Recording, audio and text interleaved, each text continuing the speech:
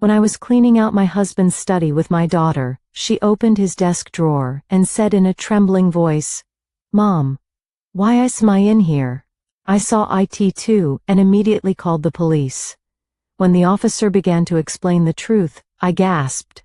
In the suburban neighborhood of Dayton, Ohio, stood a house with white exterior walls and a beautiful garden adorned with pink roses. In the kitchen where morning sunlight streamed through the windows, Emily Davis was preparing breakfast for her daughter Sophia. Her hands, honed by years of experience as a nurse at the local hospital, possessed both gentleness and certainty. "Mommy, what day is it today?" asked 5-year-old Sophia, her golden hair tied back, swinging her legs as she sat in front of her cereal bowl. "Today is Saturday. Daddy said he'd take you to the big park, remember?" Emily smiled as she poured orange juice into a glass. Her husband Michael, whom she had married 2 years ago, was a serious and responsible man who worked at an accounting firm. "Yay! It's always fun when I'm with Daddy." Sophia's face lit up. Light footsteps could be heard from the stairs, and Michael appeared in the kitchen. Wearing a navy polo shirt, he had his usual gentle smile. "Good morning, young lady. You're full of energy today." "Daddy, good morning. Let's go to the park." Sophia bounced on her chair. Michael gently stroked Sophia's head and gave Emily a morning kiss. "You really are a wonderful mother. Making such delicious-looking breakfast every morning." Emily felt happy. After losing her ex-husband Robert in a car accident, there had been a time when she was terribly anxious about living alone with Sophia. When she was desperately working and raising her child as a single mother, she met Michael at the hospital where she worked. He had come to the hospital as a patient's family member for his mother's surgery, and that's how Emily got to know him. When we first met, Michael was so kind to Sophia, Emily often told her best friend Sarah. "Men without children usually don't know how to handle kids, right?" But he was different. He was so natural, as if he had been born to be a father. Indeed, Michael adored Sophia as if she were his own daughter. He would always read her bedtime stories, and on weekends, the family would always go somewhere together. "Sophia, what shall we play today?" "I want to play at the park." "All right, let's go." Such conversations were part of their daily routine. "Emily, when you're tired from night shifts, I'll take care of Sophia, so rest easy," Michael would often say. "Thank you so much. Having you here really helps." Emily was genuinely grateful. Before marriage, she had carried everything alone, but now she had the reassurance of a reliable partner. After finishing breakfast, the family headed to the large park nearby. Michael carried Sophia on his shoulders as they walked, and Emily followed behind them, hoping this peaceful daily life would continue forever. At the park, there were many other families, and Sophia played with new friends while enjoying the swings with Michael. At dinner time, Michael brought up an important matter. "I'm going on a 3-day business trip to Chicago next week. There's a big client audit, and I've been assigned to handle it." "I see, that must be tough." "Take care," Emily said with concern. "Sophia, while Daddy's away, listen to Mommy properly," Michael said gently to Sophia. "Okay. But Daddy, come back soon." "I'll be lonely," Sophia answered sweetly. "Of course. I'll buy you a souvenir too," Michael promised. "Speaking of which, while you're away, maybe I should clean your study too," Emily suggested. Michael's study was usually off limits, and he cleaned it himself. "Oh, no, you don't need to do that," Michael showed a momentarily flustered expression. "It's fine, you work so hard all the time. Let me do it for once." "Thank you, but don't overdo it. There are lots of papers, so I'll handle the organizing." Michael showed a somewhat troubled smile. On Monday morning, Michael placed a large suitcase in the entryway and prepared to depart. Wearing a dark gray business suit, he seemed more tense than usual. Really, you don't need to clean the study, Michael reminded Emily once more.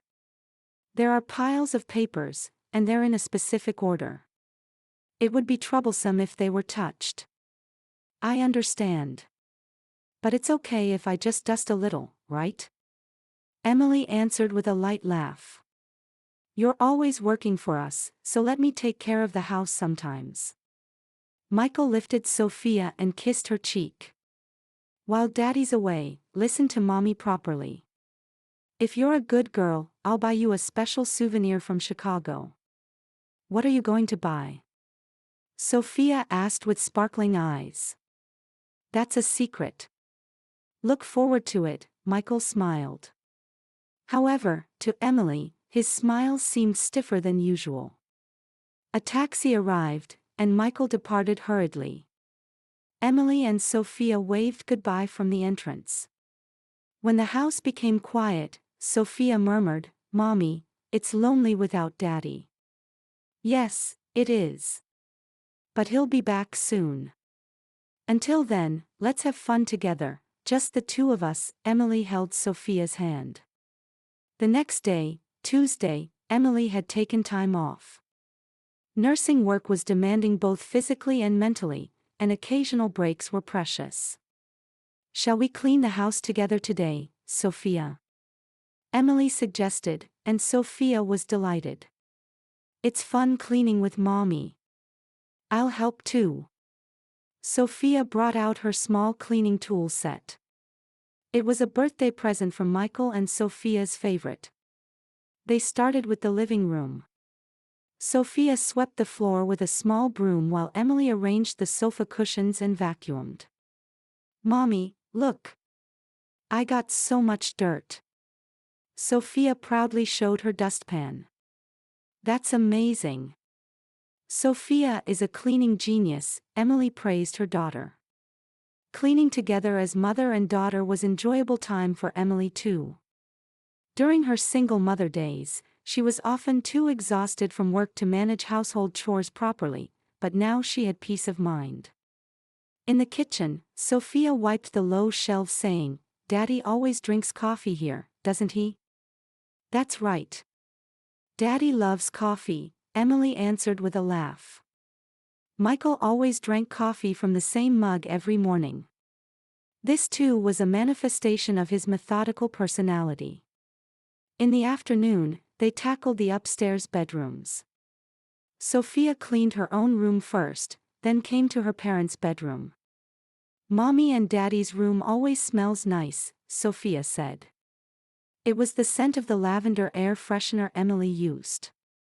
"Now, let's clean Daddy's study last," Emily said, and Sophia's eyes sparkled. "Daddy's room. Will Daddy be happy?" "I'm sure he'll be happy.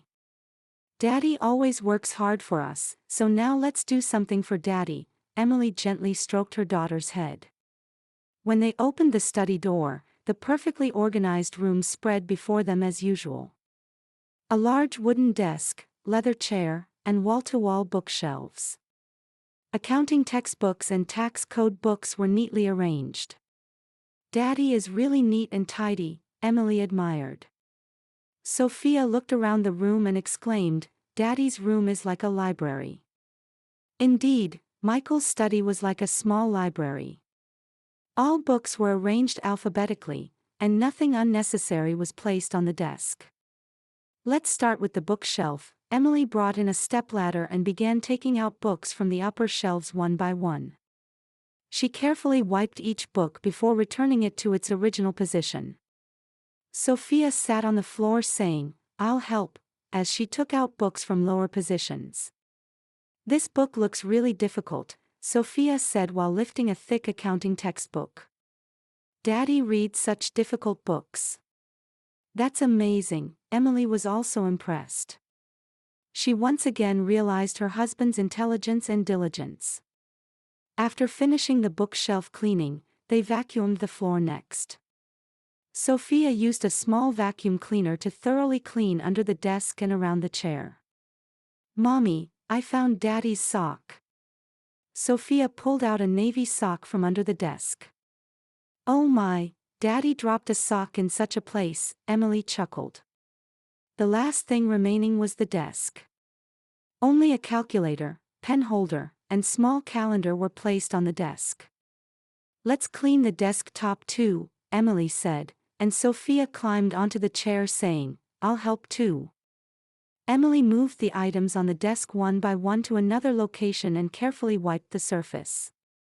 She also carefully wiped Michael's fountain pen that he used every day and returned it to the pen holder.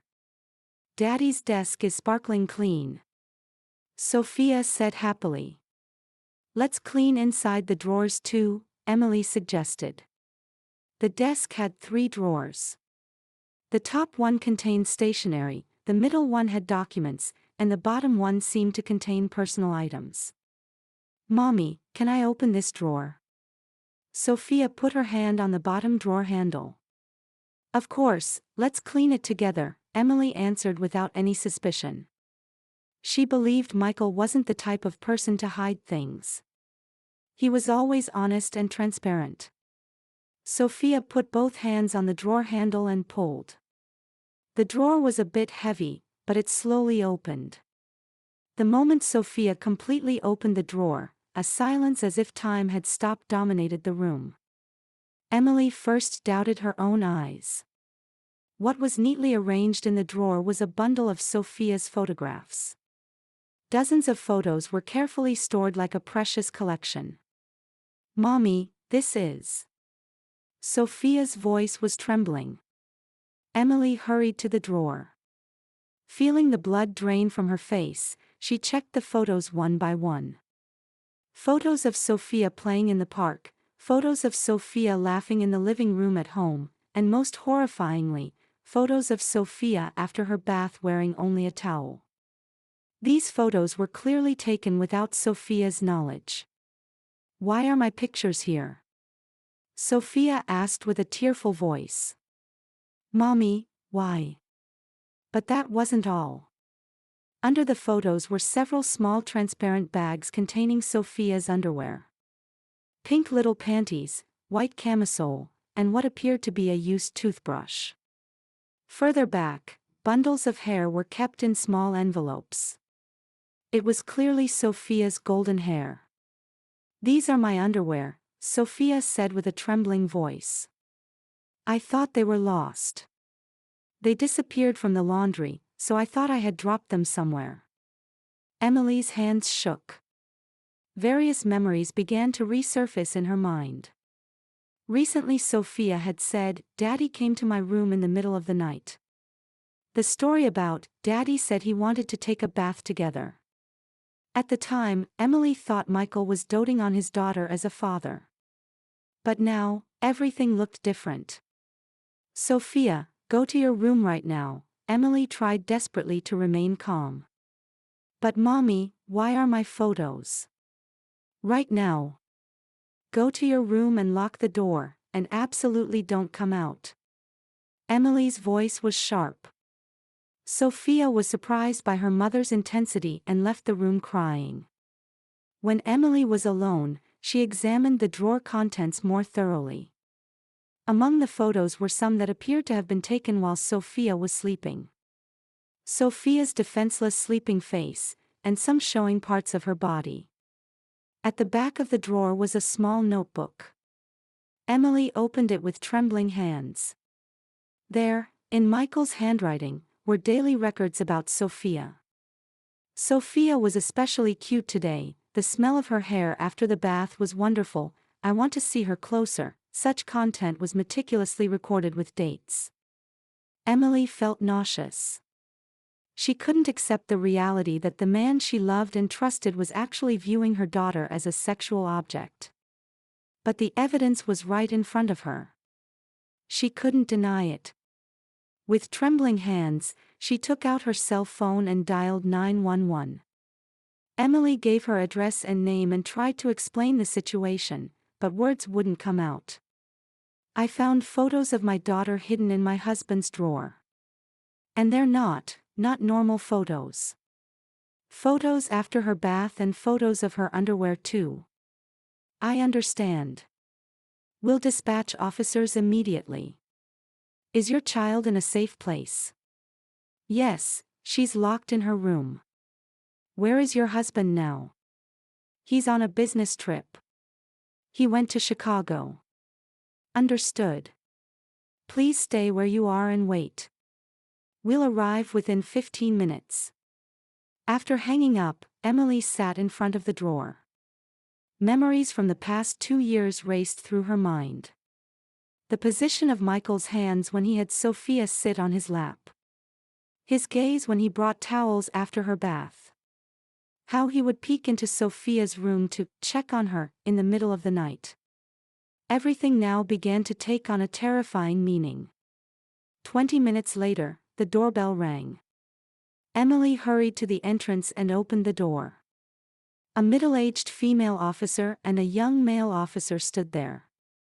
You're Emily Davis, correct? I'm Detective Johnson, the female officer presented her business card. Please tell us the situation in detail. Emily led the three to the study. I found photos and belongings of my daughter hidden in my husband's drawer. This is clearly abnormal. Detective Johnson carefully examined the contents of the drawer. This is indeed a serious situation. We'll need to seize these items as evidence. The male officer took out evidence bags and carefully placed the photos, underwear, and notebook into bags one by one. Just watching this process made Emily feel like she was losing her grip on reality. Where is your daughter? Detective Johnson asked. She's in her room. She's only 5 years old, and I don't think she understands what's happening. Later, we'll need to speak with your daughter along with a specialist counselor. But now, please tell us about your husband in detail. Emily sat on the sofa and told everything from meeting Michael to their marriage. I thought Michael was really a kind person. He doted on my daughter so much. I never imagined he was thinking such things. Haven't there been any concerning incidents in the past? Any unnatural behavior, or has your daughter said anything? Emily held her head. Recently, my daughter said Daddy came to her room in the middle of the night. But I thought he was just checking on her. And she also said he suggested taking a bath together, but I thought it was normal father-daughter bonding. Emily, this is not your fault, Detective Johnson said gently. These criminals are very good at gaining trust. Especially, there are many cases where they target single-mother households. So he was from the beginning. The possibility is high. Tomorrow, we should be able to give you detailed results about his past. Tonight, please spend the night with your daughter in a safe place. Can you stay at a family member's or friend's house? Emily called her best friend Sarah. When she briefly explained the situation, Sarah immediately said, "Come right now. I have a room ready." That night, Emily spent the night at Sarah's house in the guest room, holding Sophia. Sophia repeatedly asked, "When is Daddy coming home?" But Emily could only answer, "He won't be coming home for a while." Accepting the reality that her beloved husband, whom she had trusted, was actually a predator targeting her daughter was unimaginably painful. The next morning, Emily was up early. In Sarah's kitchen, while making coffee with trembling hands, she wished last night's events had been a nightmare. However, the call history displayed on her cell phone thrust reality upon her. There were 5 missed calls from Michael. "Emily, are you okay?" Sarah appeared in the kitchen and placed her hand on her friend's shoulder. "Sophia is still sleeping. Did you sleep well last night?" "I couldn't sleep at all," Emily answered honestly. "I kept thinking about these past 2 years. How foolish I was. I put my daughter in danger. It's not your fault. Anyone would be deceived by such a cunning person." Sarah placed a coffee cup in front of Emily. At 10 a.m., Detective Johnson called. "Emily, can we talk at the station this afternoon? We have important information about Michael's past." Emily asked Sarah to watch Sophia and headed to the police station. In a small conference room that Detective Johnson had prepared, she would hear shocking truths. Michael's real name is not Michael Davis, Detective Johnson said while opening a thick file. His real name is Michael Johnson. What? What did you say? Emily was confused. But on the marriage certificate and social security number, everything was legally changed. 5 years ago, he caused a similar incident in San Diego, California, and was convicted. He received 3 years of probation for sexual abuse of a 7-year-old girl. Emily couldn't stand up from her chair. So he is. Yes. He's a registered sex offender. After his probation period ended, he legally changed his name and moved to Ohio. Your meeting with him was probably not a coincidence either. Detective Johnson took out another document. He was spotted around the hospital where you work for the past 3 years.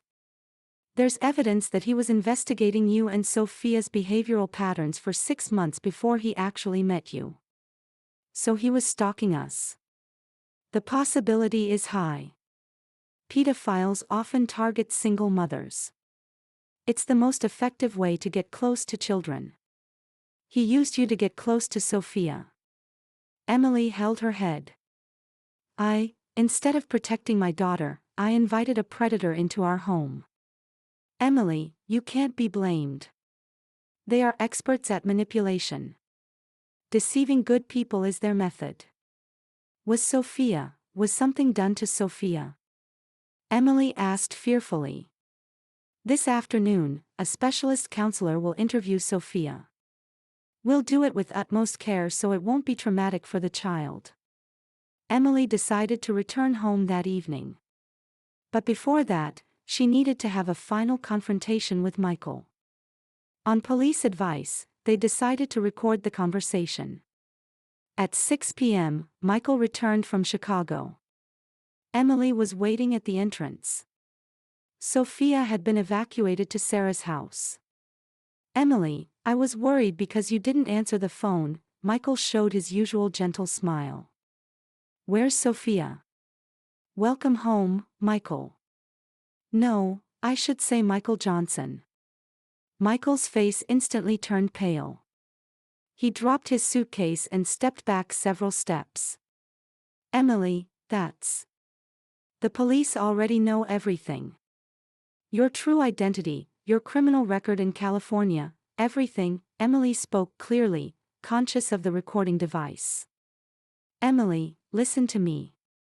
I really love you and Sophia. Michael desperately tried to make excuses. The past is the past. I've changed. Love? Emily's voice trembled. You hid photos of Sophia, stole her underwear, and you call that love? I didn't do anything.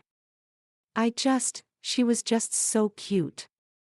I was only looking. Only looking. Taking photos after her bath, sneaking into her room at night, and that's just looking. Michael had his back against the wall, with no escape. You wouldn't understand, but Sophia is a special existence to me. Pure and beautiful. Stop. I don't want to hear any more. Emily's whole body shook with anger. Sophia is only 5 years old. You intended to use us from the beginning, didn't you? No. I was serious about marrying you. But, because Sophia was there, the reason I chose you was partly because of Sophia, but. You're despicable. You toyed with my heart and put my daughter in danger. Never appear before us again. At that moment, the front door opened and 2 police officers entered. Michael Johnson, you are under arrest for possession of child pornography and unlawful entry. Michael was handcuffed without resistance. Just before being taken away, he looked back at Emily. Emily, please forgive me. I really loved you. Your love is twisted. That's not love, it's obsession, Emily answered coldly. After the police car took Michael away, Emily was left alone in the house. Looking around the living room, memories of the happy times the three of them spent together came back. But all of it had been a lie. That night, Emily went to pick up Sophia from Sarah's house. When Sophia asked, "Mommy, where's Daddy?" Emily hugged her daughter and said, "Daddy won't be coming home anymore. But it's okay, Mommy will protect Sophia." Why? Did Daddy do something bad? Yes. He did something very bad. But it's not Sophia's fault, so don't worry. The following week, Emily and Sophia began sessions with a specialist counselor. From Sophia, it became clear that Michael had come to her room at night to take special secret photos, had peeked at her in the bath, and there had been inappropriate touching. Fortunately, it hadn't reached sexual assault, but the psychological damage was serious. When Emily last faced Michael in court, he said, "Emily, please forgive me. I really loved you both." But Emily left the courtroom without looking back, holding Sophia's hand. Michael was ultimately convicted of possession of child pornography, unlawful entry, and indecent acts against a child. He was sentenced to 5 years in prison, 10 years of probation after release, and lifelong sex offender registration. On the day of sentencing, Emily witnessed the end of this nightmare from the gallery. True family is a relationship of unconditional love and mutual protection.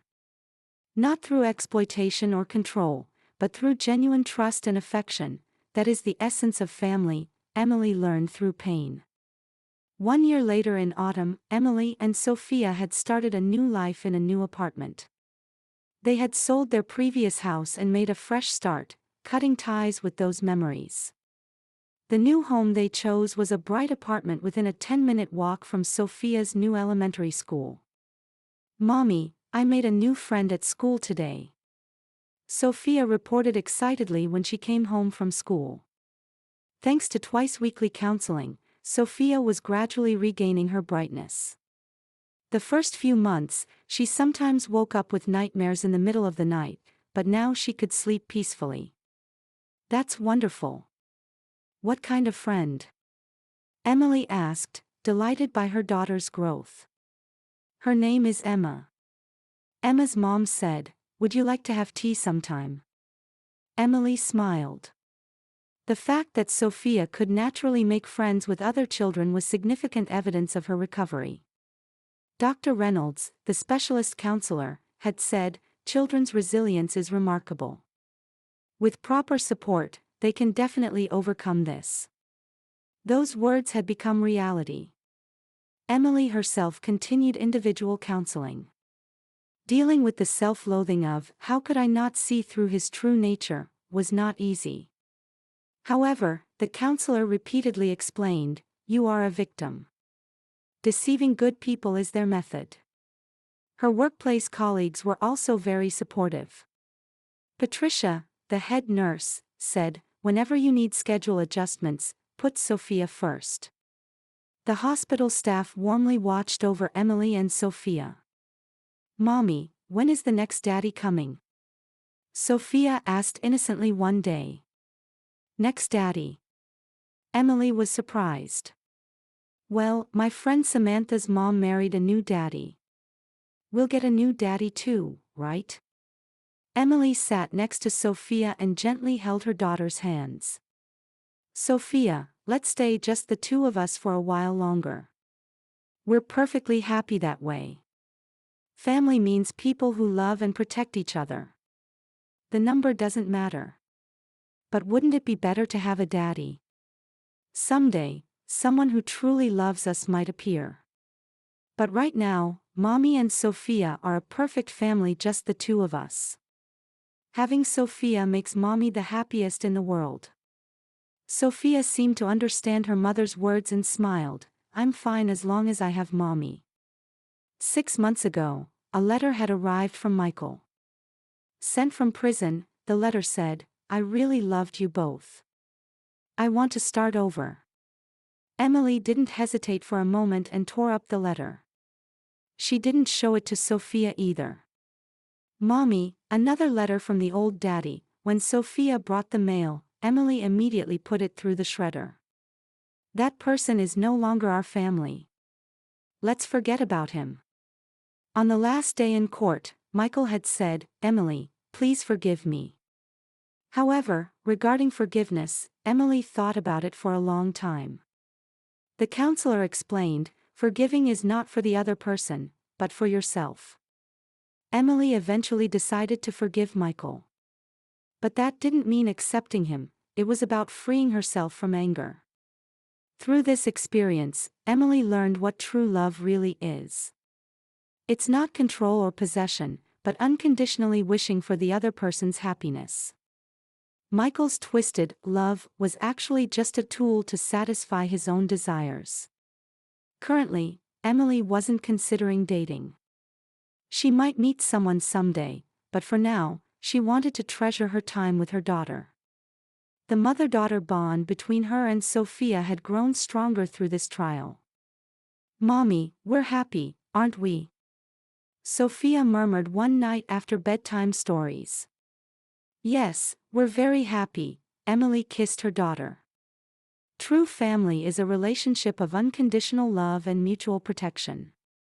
Not blood relations or legal relationships, but genuine trust and affection, that is the essence of family, Emily learned through pain. Even with just the two of them, they were a complete and beautiful family. And both of them understood this fact deeply. After listening to today's story, perhaps it has raised some new questions in your mind, or maybe it has brought back some old memories. Every day on Reddit, new experiences and moments create fresh stories, and they connect all of us. Everyone has their own unique journey in life, and we all try to understand the world in our own way. These kinds of moments remind us that we are all human, sometimes happy, sometimes sad, and always learning something new. If you enjoyed this story, feel free to share it with your friends. Your thoughts and feedback are always valuable to us, as they motivate us to create even better content. Every story has its own unique angle, and our goal is to understand everyone's perspective and make our content diverse and relatable. Stories like these help us realize that life's journey is different for everyone, and by hearing other stories, we learn something new. You can also share your own stories with us. Your experiences are valuable to us as well, and if you enjoyed this video, please leave your feedback. We aim to create content that brightens your mind and gives you new ideas every time. If you've already seen this video before, your feedback is still important. With every piece of feedback, we can improve our content and bring a new perspective to our viewers. Today, what we saw was just a small part of the many stories shared on Reddit and across the world. It's a reminder of how we all try to understand life by sharing our experiences with each other. This video was only an example of how we try to connect with others through storytelling, learning about different sides of life. We hope to continue sharing such stories that help us all learn and grow together. Thank you for your time, and don't forget to keep an eye out for more stories coming soon. If you haven't already, please like and follow for more amazing content. Your support keeps us going, and we will strive to bring you more thought-provoking and heartwarming stories. Until next time, take care and stay curious. *.